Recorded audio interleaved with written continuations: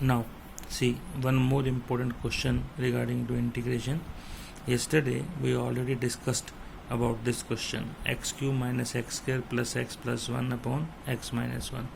But there is a slightly change in a statement. Due to that change, a new result will be formed and you will be able to understood about the concept. First concept of integration, number 1, if the power of numerator is greater than denominator, in that case we go for long division. Reason, in place of 1 there are the two terms. Whenever there are the two terms, it is not possible for us to write down the term separately. Due to that we go for the long division. Second important thing, sometime the power of numerator is equals to power of denominator.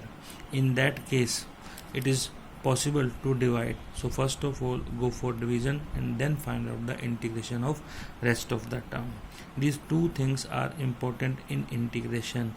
Whenever you start the question of integration, your first step to check the power of a statement. If power of numerator is greater than denominator or power of numerator is equals to denominator, first go for division. After that apply that process which is the requirement of question. Now we go for the division first. After division we observe it is divided on x square plus 1, but in this case you will get a remainder that is equals to 2. Now yesterday we discussed a question, in that case remainder is 0, but now remainder is 2. This is the difference between previous question and this question. We are writing in the same manner. First of all write down the value of quotient x square plus 1, then remainder 2, then remainder divided by that number with the help of which you divide the statement, means divisor, 2 upon x plus 1. That is the important part of the question.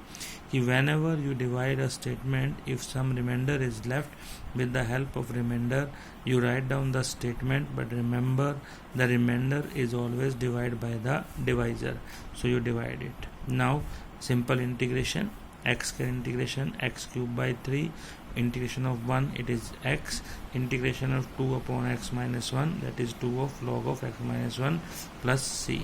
In this question the important thing is that in this case remainder is not equals to 0. When remainder is not equals to 0, you have to write down the value of remainder, maybe positive or maybe negative, whatever the value, please take care of that symbol also. After that divide by the divisor and then you can go for the integration of the function. And this is important thing regarding to the integration, and the first rule of the integration to check the power of numerator and denominator first. After that you can go to the question.